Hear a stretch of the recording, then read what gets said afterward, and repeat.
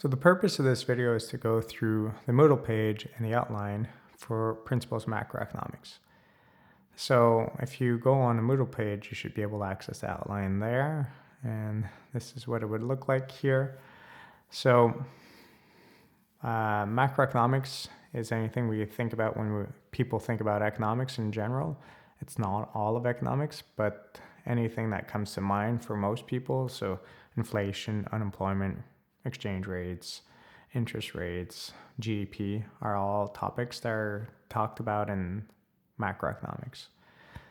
So if ever you need to reach me in this class, I could always be reached via Teams or via email.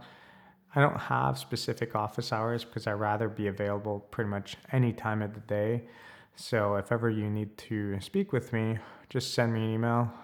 It doesn't have to be booked like multiple days in ahead. If you tell me like, I would like to talk to you this afternoon, tomorrow, whatever, that often works best. So just make sure you contact me and I'll be happy to help out. So the textbook for this class here is the ManQ textbook.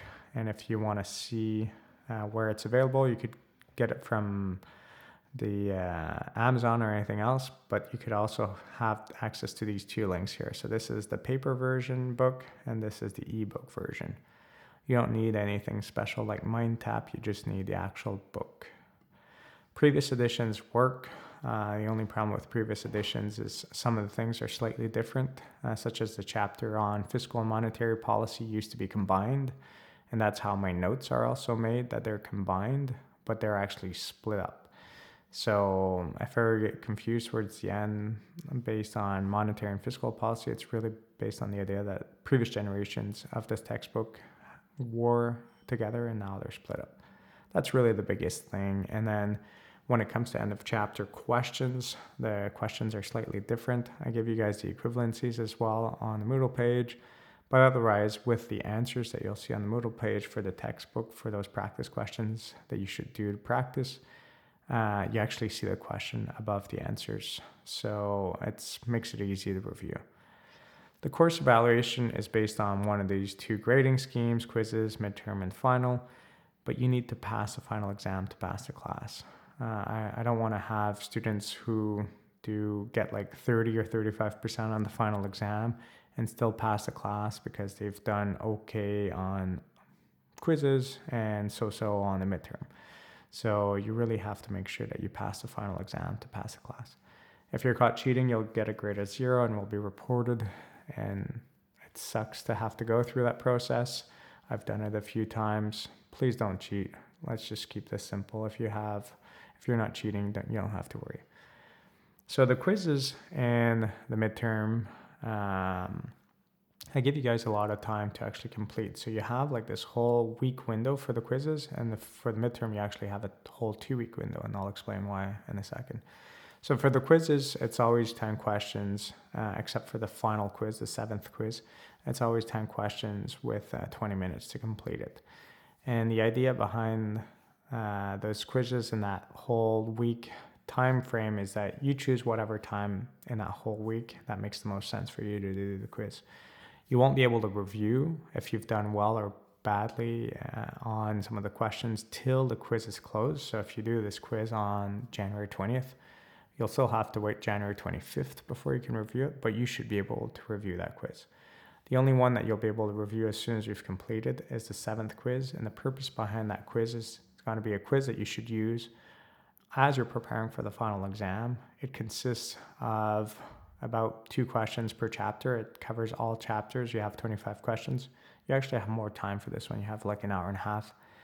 And the idea behind that is that you do that quiz, you see your results, and then it gives you an idea of what chapters you should review more in preparation for this final exam. The date is decided by the records office, so I can't tell you what date that is. And then for the midterm, I've set it up in the 2-week framework. So you have access to it before the reading week, the spring break, and a bit after the reading week. I don't know what your schedule is like with all your other classes. So I just wanted to make sure I gave you guys flexibility and finding that appropriate time to do the exam. Please, with all of these, especially the midterms that are worth more, do them not at the last minute. So don't do it on March 7th in the evening when if something goes wrong, yeah, you're kind of like freaking out. So I always have an end time, but ideally you never go up to the end time, because if ever there's a technical glitch, we'll do our best to help. But the thing you have to remember is myself or the ITS team is not working 24/7. Just make sure you do that nice and early. Online proctoring is going to be used for the exams, so we'll talk about that a little bit more when we get to the Moodle page. Your final grade will be automatically determined by the larger sum of the two options. There's no alternative grading schemes, no supplemental exam. You should have calculators available for you for these exams, and yeah, just make sure you have a calculator if ever there's calculations to be done. And then essentially this whole semester is broken down on a weekly basis. And even though these weeks kind of start from midweek to midweek, because January 11th is a Wednesday, I believe, that's just when classes begin. So I've just set up in that weekly format. And then here you have your reading week. So this week 7 and 7.5 are kind of like, this would be the first half of week 7, and the second half would be after reading week. So yeah, like I said before, you have access to the actual midterm before reading week starts and after it finishes, just in case you want to do it before, during, or after. And then the final exam is somewhere between those final exam dates. I don't know it yet. Yeah. So going back to the Moodle page, so the different links are there. These are my notes in full format. What I mean by full format is if you're going to use it on electronic device, a computer, a phone, iPad, whatever, you should use this version because you're able to see the full slide. Whereas this one here, it's a printer-friendly format. So on each page, you'll have 4 slides, which if you're going to send this off to the printer, that's how you should print it. Otherwise, it's just going to be a really big document and you'll have nowhere really to take notes. Whereas in the 4x4 format, you have plenty of room around the slides to take notes.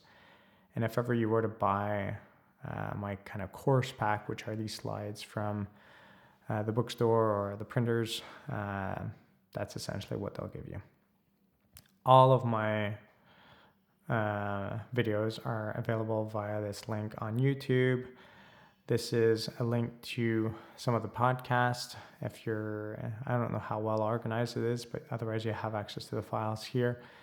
And the idea behind this is when the pandemic started, I wanted to make sure that people could keep learning without spending their days in front of a computer screen. So if you're out driving or you're going hiking or whatnot, you have access to these audio kind of reviews. So don't just use this to learn, use it more as a review or as an intro.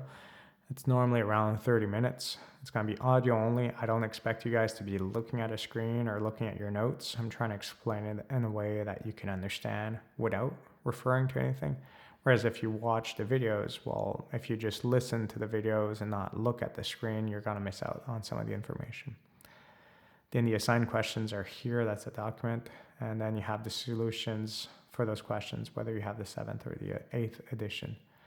This video that I'm creating now is going to be linked here. Proctorial information for students. So make sure you have like a browser like Google Chrome and you have the plugin attached and so on and so forth. The information should be there provided by ITS. And then every week, except this 1 week here, I'll just kind of close it. So all of these weeks are collapsible.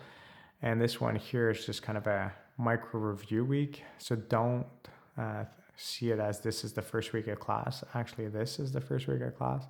These are just extra notes and some of the videos that you can look at for getting a sense of topics that are covered in microeconomics that could be useful in this macroeconomics class.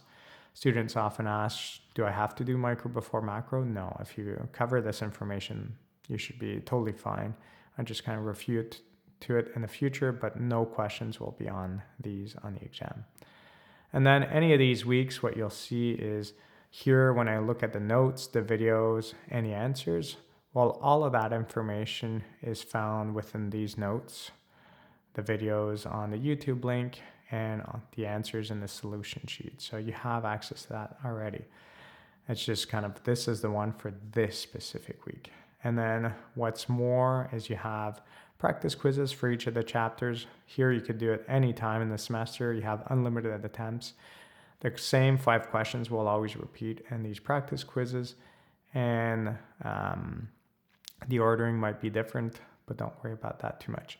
If you don't understand any of those questions, you can ask me, but there's also video explanations of all of those questions. So if you go through this video, the ordering might be different than your version, but the answer is going to be there. So just kind of scroll through it.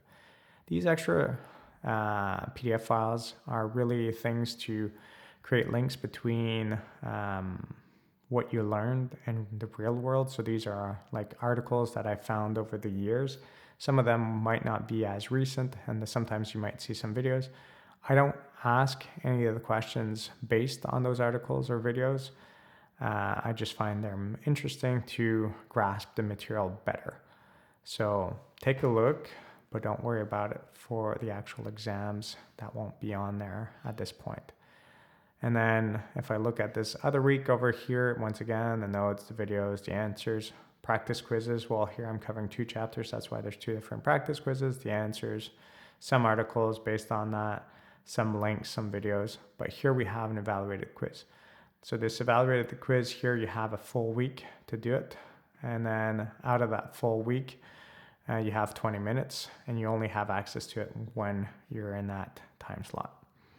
Okay?